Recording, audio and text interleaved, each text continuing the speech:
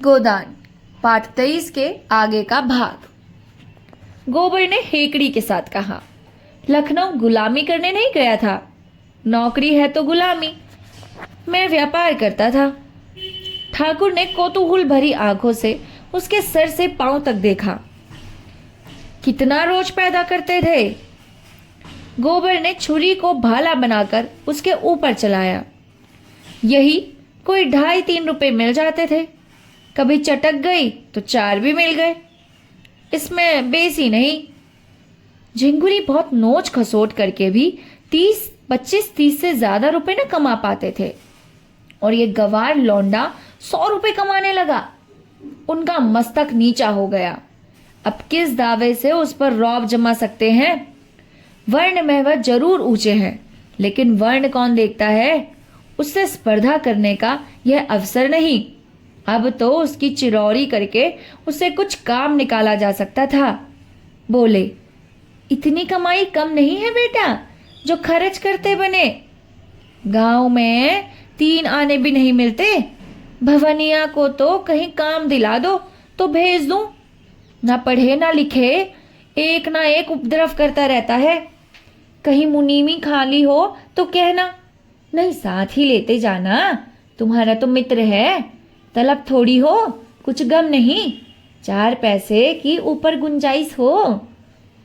गोबर ने अभिमान भरी हंसी के साथ कहा, यह ऊपरी आदमी की चाट आदमी को खराब कर देती है ठाकुर।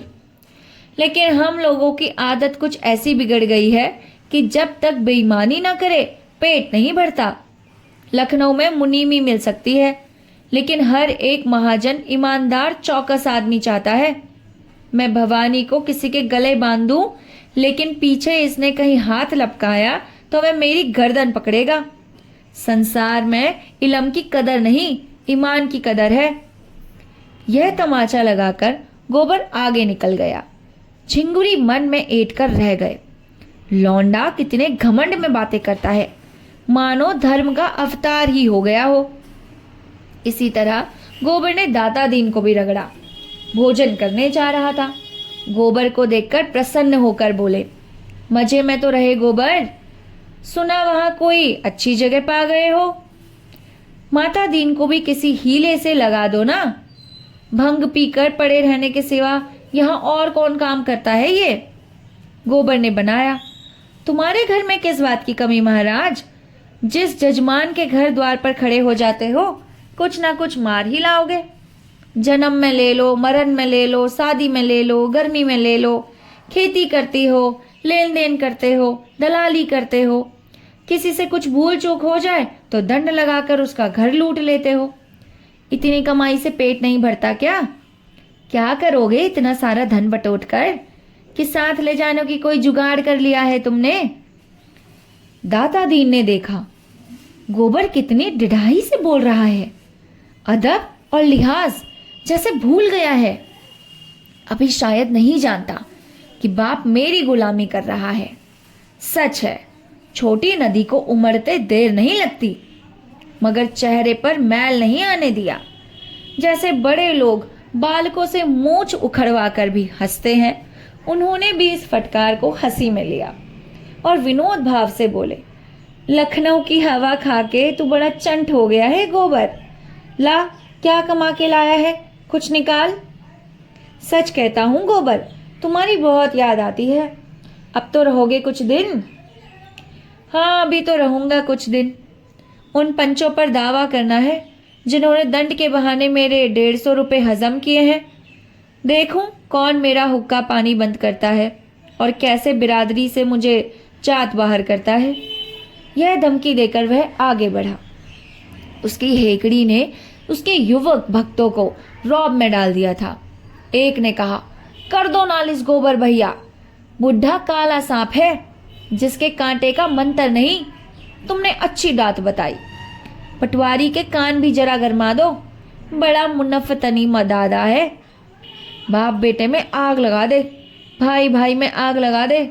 कारिंदे से मिलकर असामियों का गला काटता है। अपने खेत पीछे जोतो, उसके पहले जोतो। अपनी सिंचाई पीछे करो, पहले इसकी सिंचाई करो। गोबर ने मूंछों पर ताव देकर कहा, मुझसे क्या कहते हो भाई, साल भर में भूल थोड़े ही गया।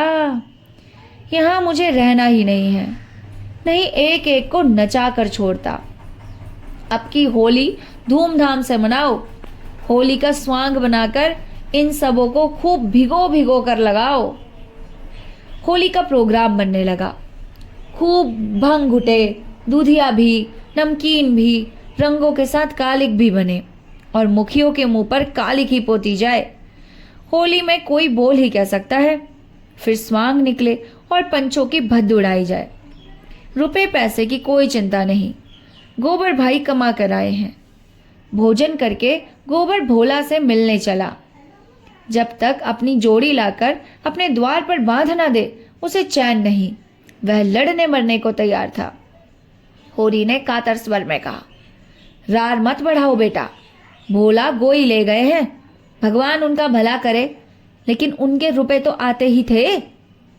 गोबर ने उत्तेजित होकर कहा, दादा तुम बीच में ना बोलो, उनकी गाय 50 की थी, हमारी गोई 150 में आई थी। 3 साल हमने जोती, फिर भी 100 की ही थी। अब अपने रुपए के लिए दावा करते, डिग्री कराते या चाहे जो करते, हमारे द्वार से जोड़ी क्यों खोल लाए? वह तुम्हें क्या कहूं, इधर गोई खो बैठे, उधर 150 रुपए डांट के भरे। यह है गऊ के फल। मेरे सामने जोड़ी खोल ले जाते तो देखता, तीनों के यहाँ जमीन पर सुला देता और पंचों से तो बात तक ना करता। देखता मुझे कौन बिरादरी से अलग करता है, लेकिन तुम बैठे ताकते रहे।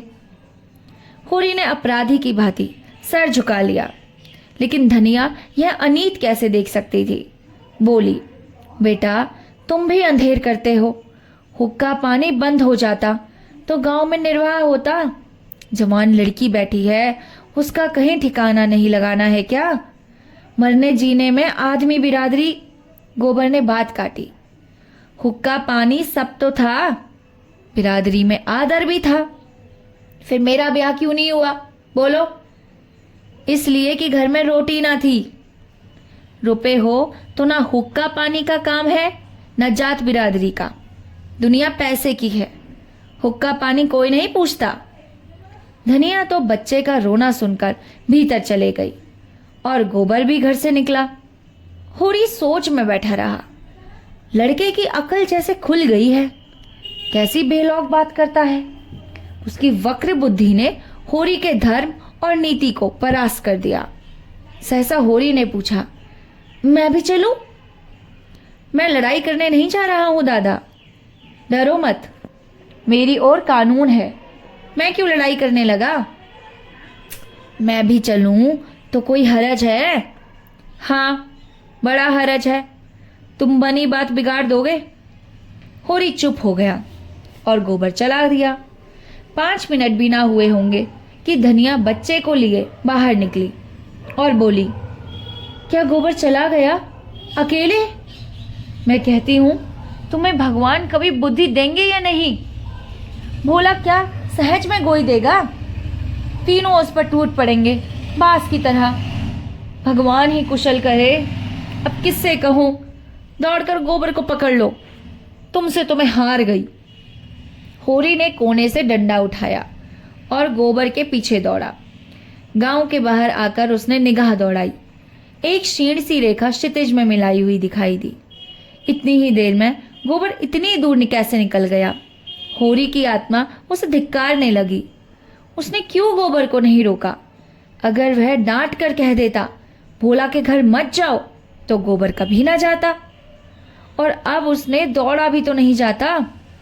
वह हार कर वहीं बैठ गया और बोला, उसकी रक्षा करो महावीर स्वामी, रक्षा करो। गोबर उस गांव में पहुंचा तो देखा कुछ लोग बरगद के नीचे बैठे जुआ खेल रहे थे। उसे देखकर लोगों ने समझा पुलिस का सिपाही है। कौड़ियां समेट कर भागे कि सहसा जंगी ने उन्हें पहचान कर कहा, अरे यह तो गोवर्धन है। गोबर ने देखा जंगी पेड़ की आड़ में खड़ा झांक रहा है। बोला, डरो मत जंगी भैया, मैं हूं। राम राम, आज ही आया हूं। सोचा चलूं सबसे मिलता आऊं, फिर ना जाने कब आना हो।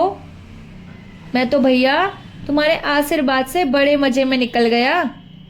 जिस राजा की नौकरी में हूं, उन्होंने मुझसे कहा है कि एक दो आदमी मिल जाए तो लेते आना, चौकीदारी के लिए चाहिए। मैंने कहा सरकार ऐसे आदमी दूंगा कि चाहे जान चली जाए, मैदान से हटने वाले नहीं। इच्छा हो तो मेरे साथ चलो, अच्छी जगह है। जंगी उसका ठाट बाट देखकर रौब में आ गया। उसे कभी चमरौधे जूते भी मयस्सर ना हुए थे और गोबर चमाचम बूट पहने हुए था। साफ सुथरी धारीदार कमीज, संवारे हुए बाल, पूरा बाबू साहब बना हुआ था। फटे हाल गोबर और इस परिष्कृत गोबर में बड़ा अंतर था। हिंसा भाव कुछ यूं तो समय के प्रभाव से शांत हो गया और बचा खुचा अब शांत हो गया। जुआरी था ही, उस पर गांजे की लत, और घर में बड़ी मुश्किल से पैसे मिलते थे। मुंह में पानी भर आया, बोला चलूंगा क्यों नहीं, यहाँ पड़ा पड़ा मक्खी ही तो मार रहा हूं। क्या रुपए मिलेंगे? गोबर ने बड़े आत्मविश्वास से कहा, इसकी कुछ चिंता ना करो, सब कुछ अपने ही हाथ में है, जो चाहोगे वह हो जाएगा। हमने सोचा जब घर में ही आदमी है तो बाहर क्यों जाएं? जंगी ने उत्सुकता से पूछा, काम क्या करना पड़ेगा? काम चाहे चौकीदारी करो, चाहे तगादे पर जाओ। तगादे का काम सबसे अच्छा, असामी से गट आए। आखिर मालिक से कह दिया, घर पर है नहीं, चाहे तो रुपए 8 आने का रोज बना सकते हो। रहने की जगह भी मिलती है क्या? जगह की कौन कमी, पूरा महल पड़ा है। पानी का नल, बिजली, किसी बात की कोई कमी नहीं है। कामता है कि कहीं गए हैं? दूध लेकर गए हैं, मुझे कोई बाजार जाने नहीं देता। कहते हैं तुम तो गांजा पी जाते हो। मैं अब बहुत कम पीता हूँ भैया, लेकिन 2 पैसे रोज तो चाहिए ही। कुछ कामता से कुछ ना कहना, मैं तुम्हारे साथ चलूंगा। हाँ हाँ बेखटे चलो, होली के बाद। तो पक्की रही? अरे पक्की रही। दोनों आदमी बातें करते भोला के द्वार पर पहुंचे। भोला बैठे सुतली काट रहे थे। गोबर ने लपक कर उनके चरण छुए। इस वक्त उनका गला सचमुच भर आया। बोला, काका मुझसे जो कुछ भूल चूक हुई उसे क्षमा करो। भोला ने सुतली काटना बंद कर दिया। पथरीले स्वर में कहा, बोला, काम तो तुमने ऐसा ही किया था गोबर, तुम्हारा सर काट लूं तो भी पाप ना लगे, लेकिन अपने द्वार पर आए हो, अब क्या कहूं। जाओ, जैसा मेरे साथ किया उसकी सजा भगवान देंगे। कब आए? गोबर ने खूब नमक मिर्च लगाकर अपने भाग्योदय का वृतांत कहा और जंगी को अपने साथ ले जाने की अनुमति मांगी। भोला को जैसे बेमांगे वरदान मिल गया। जंगी घर पर एक ना एक उपद्रव करता रहता था। बाहर चले जाएगा तो 4 पैसे पैदा तो करेगा, ना किसी को कुछ दे, अपना बोझ तो उठा लेगा। गोबर ने कहा, नहीं काका, भगवान ने चाहा तो इससे बनते रहना, बना तो 1-2 साल में आदमी हो जाएगा। हाँ, जब इससे बनते रहते तो ना, सर पर आ पड़ती है तो आदमी आप संभल जाता है। तो कब तक जाने का विचार है? होली करके चला जाऊंगा। यहाँ खेती बाड़ी का सिलसिला फिर जमा दूं तो निश्चिंत हो जाऊं। होरी से कहो अब बैठ के राम राम करे। कहता तो हूं, लेकिन जब उनसे बैठा जाए, वहां किसी वैद्य से तो तुम्हारी जान पहचान होगी। खांसी बहुत दिक कर रही है, हो सके तो कोई दवाई भेज देना। एक नामी वैद्य तो मेरे पड़ोस में ही रहते हैं, उनसे हाल कह के दवा बनवा कर भेज दूंगा। खांसी रात को जोर करती है कि दिन को? नहीं बेटा, रात को। आंख नहीं लगती? नहीं, वहां कोई डॉल हो तो मैं भी वहीं चलकर रहूं। यहाँ कुछ पड़ता नहीं है, कुछ नहीं है। रोजगार का जो मजा वहां है काका, यहाँ क्या होगा? यहाँ रुपए का 10 सेर, दूध भी कोई नहीं पूछता। हलवाइयों के गले लगाना पड़ता है। वहां 5-6 सेर के भाव से चाहो तो एक घड़ी में मनोदूध बेच दो। जंगी गोबर के लिए दूध या शरबत बनाने लगा। भोला में एकांत देखकर कहा, अरे भैया, अब इस जंजाल से ही ऊब गया है। जंगी का हाल देखते ही देखो, कामता दूध लेकर जाता है, सानी सानी खोलना बांधना सब मुझे करना पड़ता है। अब तो यही जी चाहता है कि सुख से कहीं कोई एक रोटी खाऊं और पड़ा रहूं। कहाँ तक हाय हाय करूं? रोज लड़ाई झगड़ा, किस किस के पांव सहलाऊं। खांसी आती है, रात को उठा नहीं जाता, पर कोई एक लोटे पानी को भी नहीं पूछता। पगहिया टूट गई है, मुदा किसी को इसकी सुधि नहीं है। जब मैं बनवाऊंगा तभी बनेगी। गोबर ने आत्मीयता के साथ कहा, तुम चलो लखनऊ काका, 5 सेर का दूध बेचो नकद। कितने ही बड़े बड़े अमीरों से मेरी जान पहचान है। मन भर दूध की निकासी का जिम्मा मैं लेता हूँ। मेरी चाय की दुकान भी है। 10 सेर दूध तो मैं ही नित लेता हूँ। तुम्हें किसी तरह का कष्ट ना होगा। जंगी दूध या शरबत ले आया। गोबर ने एक गिलास शरबत पीकर कहा, तुम तो खाली सांझ सवेरे चाय की दुकान पर बैठ जाओ काका, तो 1 रुपया कहीं नहीं गया। भोला ने 1 मिनट बाद संकोच भरे भाव से कहा, क्रोध में बेटा आदमी अंधा हो जाता है। मैं तुम्हारी गोई खोल लाया था, उसे लेते जाना। यहाँ कौन खेती बाड़ी होती है? मैंने तो एक नई गोई ठीक कर ली है काका। नहीं नहीं, नई गोई लेकर क्या करोगे? इसे लेते जाओ, मैं तुम्हारे रुपये भिजवा दूंगा। रुपए कहीं बाहर थोड़ी हैं बेटा, घर में ही तो हैं। बिरादरी का ढकोसला है। नहीं, तुम में और हम में कौन भेद है? सच पूछो तो मुझे खुश होना चाहिए कि झुनिया भले घर में है, आराम से है, और मैं उनके खून का प्यासा बन बैठा था। संध्या के समय गोबर यहाँ से चला तो गोई उसके साथ थी और दही की 2 हांडियां लिए जंगी पीछे पीछे आ रहा था। पाठ 24 यहीं पर खत्म होता है। मिलते हैं आपसे अगले अध्याय के साथ। तब तक के लिए मैं आपसे अलविदा लेना चाहती हूँ, लेकिन आप हमारी वीडियो को शेयर, लाइक और उसमें कमेंट ज़रूर कीजिए। तभी तो मुझे पता चलेगा ना कि आपको वीडियोस कहाँ तक अच्छी लग रही हैं, कौन सी वीडियो अच्छी लग रही है, कौन सी कहानियाँ सुनना आपको पसंद है, और आप मुझे मेरी कमियों के बारे में भी बता सकते हैं। तो चलिए मिलते हैं अपने 25वें अध्याय के साथ कल। तब तक के लिए नमस्कार।